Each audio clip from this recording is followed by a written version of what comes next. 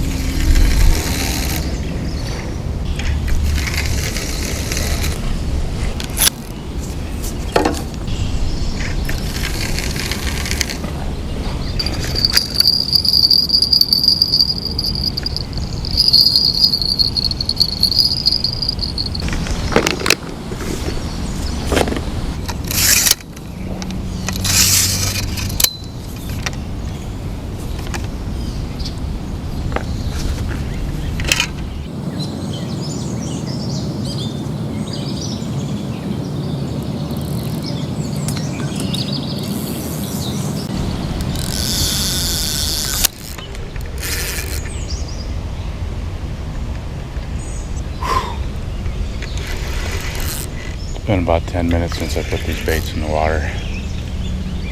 Got a fish that's kind of behaving like a big fish here. Slow plodding, going that way. Right next to the bank down there. Right next to the bank down there. It's too soon to go down there. Yeah, he's coming back already. That's what they do. Now he's going this way. Swimming across my other lines.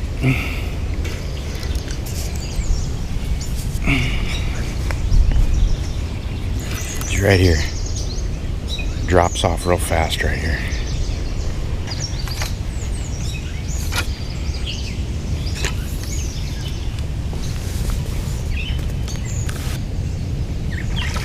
Oh, it's a good fish.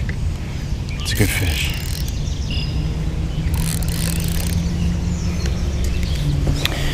Just taking my time with him right here, letting him wear himself out a little bit.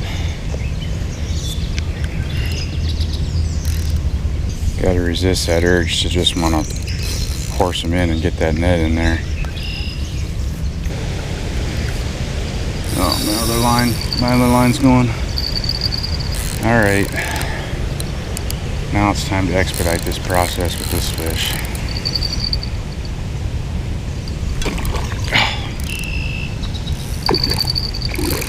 Come on. Yes. That's a real nice fish. That's a real nice fish.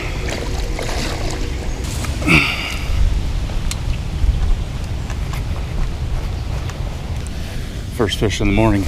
Didn't take long. I'm not going to take the time to weigh this fish. Low teens would be my guess. 12, 13, 14 maybe. Whatever's on that other line is not running, thankfully. So I'm going to get this guy back and see what's on the other line.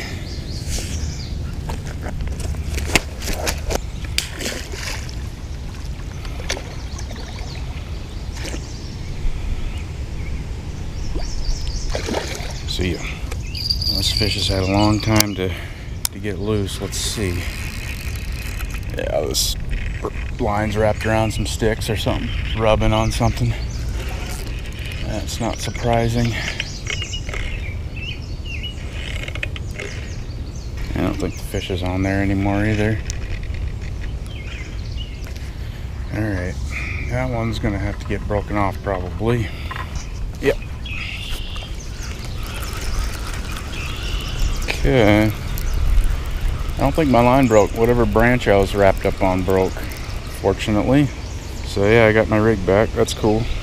So that was pretty fast action here, about 15 minutes with the baits in the water. I baited this spot yesterday with cattle cubes about 24 hours ago yesterday morning. So there should be some fish moving around in here, slurping up all those scraps. Let me show you what I'm using for bait today. I already showed it to you, but the hook bait is a spicy sriracha boiled feed corn. Just putting 2 or 3 kernels on the hair here. But the summer heat has arrived. It's high humidity. It's like a sauna here. It's getting up to 98 today. And I just want to do 2-3 hours of fishing here before the baking begins. pack bait is left over from a few days ago. It's the usual mix: oats, sweet feed, can of corn, there's some beans in there, pinto beans. When I casted these out, I put 2 of them over here in shallow water, and I put 1 over here in deep water, and the 2 in the shallow got hit. The deep water one's just sitting there untouched. There's a bobber floating out there, no doubt has a fish attached to it. That bobber was over there earlier. The bobber's just swimming around. Maybe I'll snag it here one of these times. But I'm gonna put it right back in that shallow water there, 4 or 5 feet of water. And the deep stuff is probably 12 to 15. It's a sharp drop off right here, shallow flat on the other side. For those who've been wondering about my hook size change and experimenting, I've decided to stop using the number 2. This is a number 4. I'm going back to all number 4s all the time. I haven't found an advantage. I haven't found an advantage with the larger number 2s and a smaller hook. I just prefer to get away with the smallest hook I can get away with, and so I'm going back to 4s. One of the things about experimenting with different things, different tackle, different bait, whatever, you don't know about the fish that you don't know about. You don't know about the misses, the fish that you lost that you didn't even know were there. You don't know what you don't know, kind of thing. And so it's really impossible to draw any concrete conclusions with that kind of stuff. It's all pretty much anecdotal. I could have the best, most perfectly tuned, over-engineered rig and bait combination. None of that matters if I'm not putting it in front of a fish, putting it where the fish are. Conversely, you could have a pretty crappy rig. You could just have some corn on a hook and put it in the right place. You're going to catch fish. I'm sure there's plenty of European guys who think that the way I fish is pretty crappy. That's fine. They're entitled to their opinions. And I'll just keep catching fish, and they can just keep making tea. Got something happening here. The line just went slack. Now it just tightened up again. Now it just went slack. Now it just tightened up. Oh, now it really just went slack. All right, let's do something about that.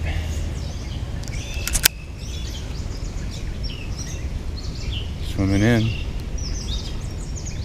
Swimming that way. Oh. Yeah, it wasn't hooked good, whatever it was. It wasn't really hooked at all. It didn't really.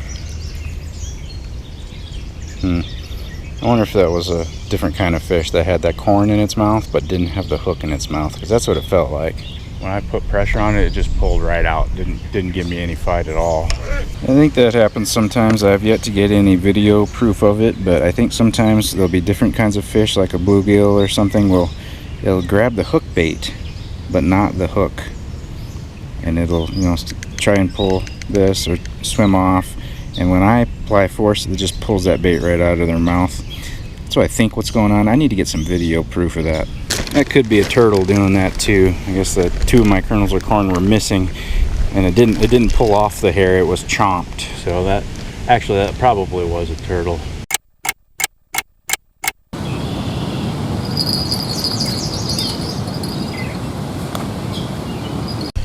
Fast pull. We got slack line. Fish on.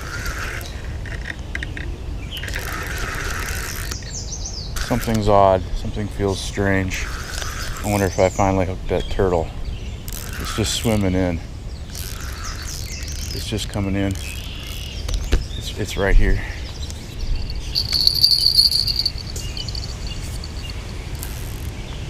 It's across my other lines and heading down this way. Oh, it's a huge fish.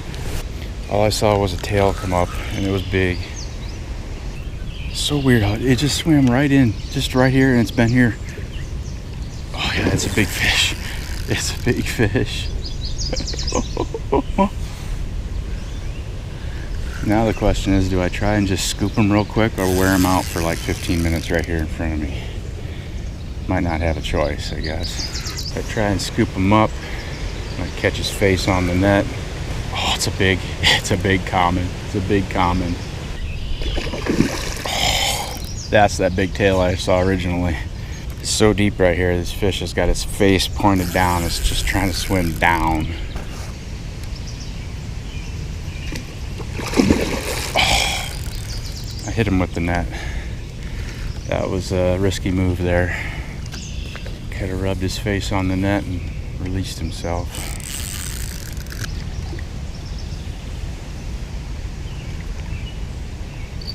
Got him. He's in that net. He's in there. That's a huge carp. See, number 4 hook works great, even on big fish. 21. Yeah, this is the giant I'm here for. Well, bigger. I'd like to get bigger, but 21 in the net. This is my light net. It weighs about 1.5 pounds. So I don't know. Let's call it a 19. Beast of a fish. Little pond. It hasn't been that long. Half an hour since I caught that previous fish. Shallow water. That's where I put all the baits in, the shallower stuff. 3, 4, 5 feet of water, something like that. They're out feeding in the summertime. Spawn's done. I know there's got to be bigger ones in there. Big tail. That's that big tail. Got a little frazzled. Probably from my net, I suppose. Maybe it's been like that. Maybe he's been caught before. Who knows? Back in the water. Get you turned right side up there. Yes. Big carp biting on spicy corn. So wild how that fish just swam right into the bank and then fought me the whole time 10 feet in front of me. Of course, I'm going to check that hook. Yeah, it's still perfect. The only thing it touched was that fish's lip. There's something happening here.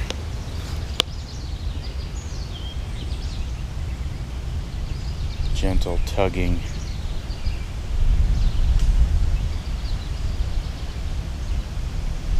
I've been getting turtled lately, getting the hook baits stolen by turtles. I think that might be what's happening. Yeah, whatever was happening there has stopped. I'm gonna reel it in and see if I still have a hook bait. I'm getting turtled. That's what that is. Yeah, I've got a dilemma going on at this spot because I've been getting turtled exactly like that over the last hour and a half or so. Hook baits getting stolen like that. They're crunching. They're chomping the baits, breaking them so that they come off the hair. But I noticed that only happens out in the shallow, sunny spots. If I cast in the shady spot where the water's a little deeper, no turtles, but also no fish. So for now, I think I'm just going to put it back out into that shallow stuff because that's where the fish have been coming from today. But it is getting to be almost 10 a.m. It's getting a little late in the morning. Maybe the fish are calling it a day, going for their afternoon nap. But I've just been watching my rods because when these turtles do this, there's no indication. It's just a real slow, gentle tugging that doesn't, wouldn't set off any bite alarms, doesn't make my bells jingle, doesn't notice anything. If I was staring at my phone, I would never have known that my hook bait just got stolen. I also reel in the other ones too and see, maybe they've stolen my hook bait while I was not watching, while I was rebaiting that one. No, that one still has a hook bait. The turtles are here, but they have not reached obnoxious levels, just minorly annoying, so I'll just keep doing what I'm doing.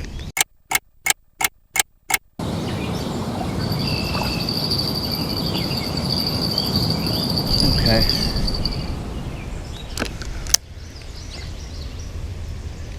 Yep. Okay. Fish on. Kind of feels like a catfish. Yep. Good old channel cat. Haven't caught any catfish at this place before. Full belly. Probably full of my bait.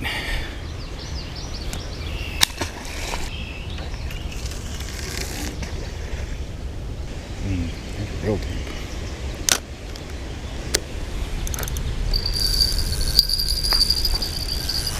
This one just started taking off. Okay. I don't think this is a catfish. This fish is just going that way. Swimming down. He's just right along the bank down there. He's right along the bank. Yeah, get out of there. You don't want to go down there. Oh, he wants to go over here. I'll let him. Little guy. Yeah, little guy.